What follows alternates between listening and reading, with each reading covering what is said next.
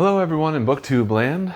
You're back with me at the Bookish Gnome. Today we're going to be doing a wrap-up of the last 2 months. I'm not as prolific a reader as a lot of these booktubers out here. I don't know how they do it, how they read so much, but I read 9 books. The first one we'll start with is All Systems Red by Martha Wells. I picked it up because I watched Daniel Green and Murphy Napier talk about it, and they gave it glowing reviews, so I thought I'd try it. A brief synopsis of what the book is about is it's an artificial construct named Murderbot. He is a security guard, pretty much, for a scientific research group who goes to a planet. They go to this planet and just all kinds of craziness breaks loose. The reason why the book is good is because the Murderbot himself is sarcastic in his mind. He's got this dry wit. He's bypassed his governor unit, which means that he doesn't actually have to follow any commands that are given to him. He just does it anyways for, I don't really know the reason why yet. I mean, the first book was a novella, very short. I mean, there are reasons. I don't want to go into them too far. So things that I liked about this book, I liked Murderbot. I liked his wit and his humor. At first, I didn't get the pull, but as I learned more and more about him, Murderbot kind of just drew me in, and I really started to love the character by the end of the book. The thing I didn't really like much about the book was just the plot, and I hear that it gets better as the books go along. It didn't have a lot of time to progress very far in the storyline, so it was just kind of a slap and dash type adventure little book. They do the things, they get the things done. You learn more about Murderbot, and it's a fun book. It's just, I wanted a little bit more plot-wise. Another thing that I really liked about the book was the world building. I mean, it's space. It looks like it will be interesting as we go along in the Murderbot series. Murderbot Diaries. For the Murderbot Diaries, I rated it 3.5 gnomes. And yes, I did say hat because gnomes wear hats, and I thought it would be fun. So that's what I'm doing. If you don't like it, just tell me. And maybe I'll change it, but I probably won't. The second book is Mort. I picked this one up because of the cover. I mean, look at that. There's a cat. We have cats, and I thought, what is this? I have to know. I picked it up and started to read it, and the story is that Sebastian, he's a cat, and at the start of the story, he's just a regular cat. He lays there. His friend, the dog Sheba, comes over sometimes with her master. They play, and he loves her. Then there is a war that erupts between humans and giant ants. The character of the queen, she's the one, the queen ant, she reminds me a lot of Ender's Game. The originality of this book is that once the ants and the humans are fighting, the ants spray like a gas or something, and the animals get up on their 2 legs and become intelligent, and then they start to fight on the side of the ants because they were given their freedom by the ants. Sebastian throws away his slave name and takes on the name of Mort. He fights for them, but the whole story really revolves around the fact that he's just trying to find Sheba. He remembers her, he loved her, and he wants to get back to her someday. All of the war, the killing, everything that's happening in the book is just like an aside for him. He doesn't care about it, he doesn't want to care about it, and he wants to find Sheba. So that's the whole point of the book, and I love that part of the book where he is desperately trying to do anything he can to find Sheba. The things that I liked about this book were the plot, the war that's happening, every side, because it turns out that there's almost like 3 sides to this war. Each one has their flaws. Probably the animals the least. I loved the actual plot line, him trying to find Sheba. So I enjoyed the action, the plot, and that was pretty much what I really enjoyed about the book. The part that I didn't like so much, the characters just seemed a little wooden. The only one that was really fleshed out was Mort, and I hope that other characters that were introduced to you will get fleshed out more, as I didn't really care about the side characters too much. Overall, a really decent book. So for Mort, I gave it a rating of 3 gnomes. The next book that I read was The Shadow of What Was Lost by James Islington. Maybe Islington. I'm not exactly sure. The reason why I picked up this book is I was on Audible and I had finished a book and I wanted to get another one, and I saw the cover of this on Audible, and also the fact that they said, if you like The Wheel of Time, you should read this. And I thought, you know, why not? This book centers on, well, it's a multiple POV book, which happens a lot in high fantasy because they're so big. I mean, this one's a little under 700 pages long, so I mean, you have a lot of time to develop characters. You can have a lot of them if you want. The book follows, at least at the start, 3 main characters of Davian, Weir, and Asha. They all have separate storylines. Well, Davian and Weir are definitely intertwined until a certain point.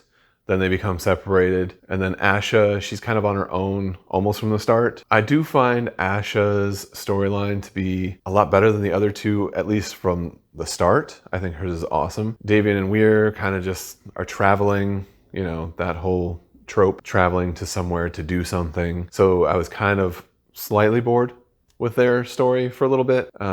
Once things happen and they separate, I kind of got into the story more and really started enjoying it. Then you have another main character introduced whose name...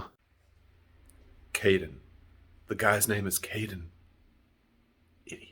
So you have pretty much like 4 POVs during the book. The 4th one really turns out to be my favorite just because things. I was really pleased with this book overall. The things that I really liked about this book is that it was a good mix of plot and character. The magic system, while being slightly nebulous, I pretty much understood from the start. That's not completely true. It took me a little while to really get it nailed down, and I really enjoyed the magic system. Some of the cons, really, I would have to say there were some things that I've seen from other YouTubers that were pointed out about the books. Because I had seen that, I zeroed in on it in the book, but then I was just like, whatever.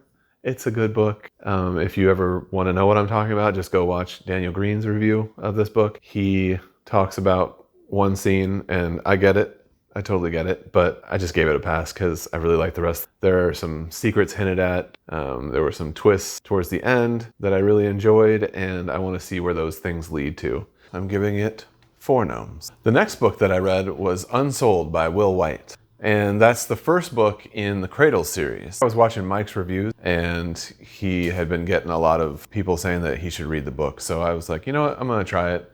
I got it on Audible. The synopsis for this one. So Lyndon is a young boy at the start of the book. Everyone in the village that he's growing up in, they all have these abilities. It's, you know, because of the strength of their soul. When you're very young, you are tested, and when he is tested, they find out that he is unsouled, which means that he can't, you know, make the test work. And this is pretty much like the driving force for him for the rest of the book.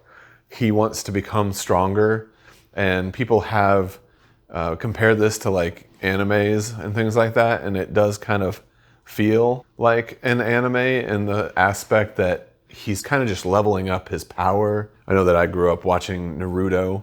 Naruto would, you know, he'd get to a stopping point and then he'd figure out some way to get stronger. And this is kind of like what that felt like. So it was very familiar to me, and I really enjoyed it. We follow Lyndon throughout his story as he just becomes stronger. And, you know, it's not much to think about, but at the same time, it's a lot of fun. There was, you know, martial arts in it. I just enjoyed it, like all the way from start to finish. Because there wasn't a lot of substance to it though, it was held back a little bit, but I'm guessing that as the story goes on through the next, you know, however many books there are, because I can't remember exactly, I know there's a lot already, you know, the world building will be developed and things like that. So things I liked, obviously, I liked Lyndon. I liked his progression through the story. He does grow as a person, at least kind of.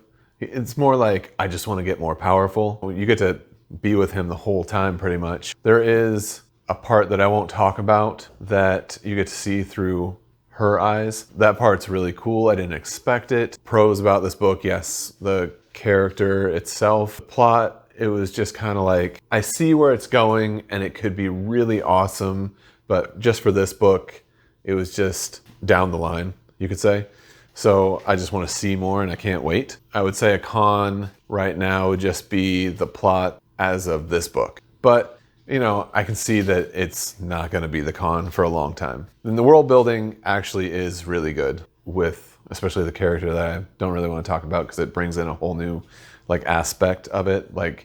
There's just a whole lot going on and I want to know more about this world because it's going to be awesome. So I'm going to continue reading this series. And I believe that I gave this one a 4. I gave it 4 gnomes. All right, so the next book that I read was The House in the Cerulean Sea by T.J. Klune. I got it because of the cover. I would see it at Barnes & Noble when I would go, and I thought, wow, that cover is fun. I actually just got it on Audible, which is funny because I wanted it for the cover, so I actually want to eventually buy it because it's a really pretty book. So this book follows Linus Baker. So he is a worker for this company who pretty much regulates magical children. At the start of the book, he's visiting an orphanage which has these magical children in it. He is a by-the-book kind of guy. But then he is called upon to do this secret mission.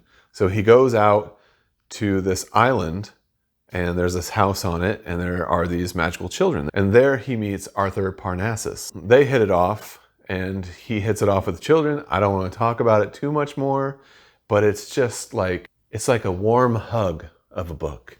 I loved it absolutely so much.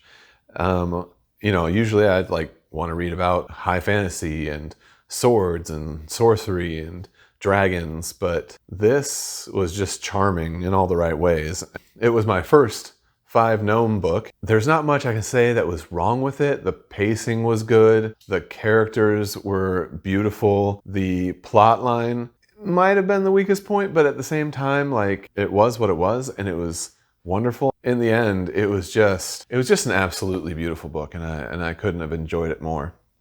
The next book I read was Dark Matter by Blake Crouch. In this book, we meet Jason Dessen. He's a scientist. He works at a college as a professor, and he has a wonderful life with his wife and his child. And at the start of the book, he's out after a night at the bar, congratulating his friend on, his wonderful scientific research and things like that. He goes after the time at the bar, and then he gets kidnapped at gunpoint and driven off somewhere. And then from there, the book just flies. I mean, there is so much happening. It's all about what could we have been in our alternate, if we had an alternate reality type of deal. I don't want to give too much away, but just absolutely awesome. I read this pretty much right after The House in the Cerulean Sea, and it was my other 5 gnome book. Prose, it was fast-paced. The science was just enough to push the plot along. The main character, Jason Dessen, he was just relatable for me. He wanted to be there for the people that he loved, and he did his best. The action was awesome. This book was darker than the horror story that I read later in the month. I loved it for that. There was just a real darkness to this book, and I couldn't stop reading. Anything wrong with it? Not really. I love this book so much. The next book is Master of Poisons by Andrea Hairston. This book I got for the cover because, just look at this thing. You have your 2 main characters, Awa and then Dejola. They were wonderful characters. Awa's this young girl. She can walk into the dream world, pretty much, almost like a nightmare world at the same time. I think it's called Smoke Land. She can travel into that land, and she can do all these things within it and then come back to our world, things like that. But their world is slowly crumbling and dying, and that's because magic is being used in the wrong way. And Dejola is out trying to figure out a way to heal the land. And Awa is, pretty much just trying to survive because she gets sold off to some people, and then she travels with them through other experiences. She gets put away for some time in a terrible place. I won't give too much away because it is a beautiful story. It was tough, and which is why I gave it 3.5 gnomes. The next book is The Winter King by Bernard Cromwell. I had heard of this book through Mike's reviews. I decided to pick it up. This is the story of Derval, and I listened to this. So when I went to go look things up, and I did, I looked up a lot of things about this book. For some weird reason, it got me wanting to know history of, England, the Britons, Rome taking it, the Saxons and the Franks coming. And I just went down a rabbit hole on YouTube, pretty much, and through Wikipedia, and then found out, because it took me forever to figure out how to type into Google, where is Innis Trebes, and it was not the spelling I was thinking it was. All of the spellings in the book are not what I expected. So Derval is spelled with an F, even though it's pronounced like a V. Derval is the one narrating this story. He's writing the story of Arthur and Merlin through his eyes.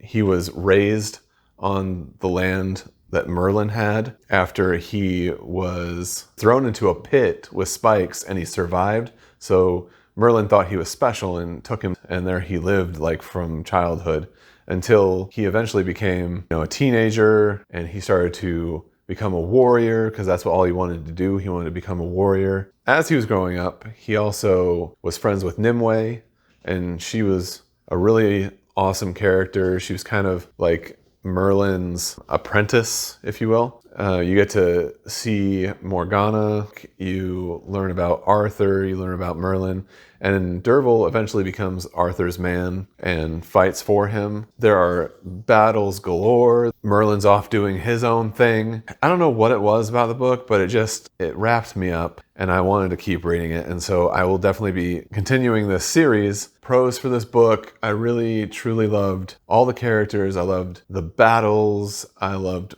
Merlin and Arthur, and I really enjoyed Derval as a character. The one real big con for me was the start of the book, like his childhood, and it just felt like it took forever to get to a point where things were actually happening. That was the one con for me, is that it went really slow at the start for me. I give this book another 4.5 gnomes. So we're coming to the last book that I read in these last 2 months, which is called The Hollow Places by T. Kingfisher. I wasn't really knowing what to expect. Actually, the reason why I picked up this book is because I've watched Gravity Falls not too long ago, actually. As an adult, I don't know. It looked fun and charming, so I watched it, and I really loved it. I thought it was fun. I loved all the little clues and stuff inside the show. The fact that there was this oddities museum that they lived in. And I thought, is there any books out there? Are there any books out there that, kind of have that same vibe? And this came up because I Googled it. I was like, are there any books like Gravity Falls? So I Googled it. This came up on the list. I started reading it. And I'm like, yeah, this actually does have that flavor. Kara, our main character, she has just recently gone through a divorce. But when she was younger, as she was growing up, she worked for her uncle at an oddities museum, taxidermied animals, fake Sasquatches and mermaids. So she's gone through this divorce. She doesn't really have anywhere else to go, so she goes back to live at the museum with her uncle and work for him. While she's there, her uncle hurts his knee and has to go and get surgery, and he's off for a few weeks at the hospital / recovering. While he's gone, almost the first day or two, a hole is found in the wall. She finds a hole in the wall. She looks in it, and there is a space behind the wall that shouldn't fit inside the building. Her and her friend, he's a barista at the coffee shop that's attached to the museum. His name is Simon, and they go and they explore it. And this is pretty much where all comparisons to Gravity Falls pretty much stops, because this is where the horror comes in. They go to this place. Once they open a door, there's a river with all these little marshy islands. At least in my head, that's what I'm picturing, with willows, and meet creatures that actually are very creepy, eerie, and scary. And I wasn't necessarily like super like scared or anything like that, but I was creeped out. And if I had been in a different setting, because I read a lot of this, I was, in a brightly lit room, and I think if I had like read it in my bed in the dark, with just like a light, I would have been super creeped out. I'd say that the good things about it were the characters, Kara and Simon. I really liked Simon a lot. I liked Kara too, but I really, really liked Simon. I really liked the relationship between the two. I really enjoyed the description of some of the really, really creepy things. Let's just say that there's one scene with a park ranger. I won't go any further than that. Super creepy. Cons for me would have to be just some of the pacing was a little uneven. I wasn't sure where the book was going at about the midway point, because I kind of thought it was over, but then I realized it wasn't, and I get that. So it just it was jarring for for a little bit. So I would say that the pacing was a little off for me, but other than that, it was a really good book, and I gave this book 4 gnomes out of 5. So that's the recap of all the books I read in the last 2 months. I'm hoping that I can kind of up it a little bit, and eventually maybe I'll, within the next week or 2, I'll put out my first TBR so that you guys can know what I'm looking forward to reading and also what I'm reading right now. And I hope you guys enjoyed listening to me rattle on for so long. You guys have a great day.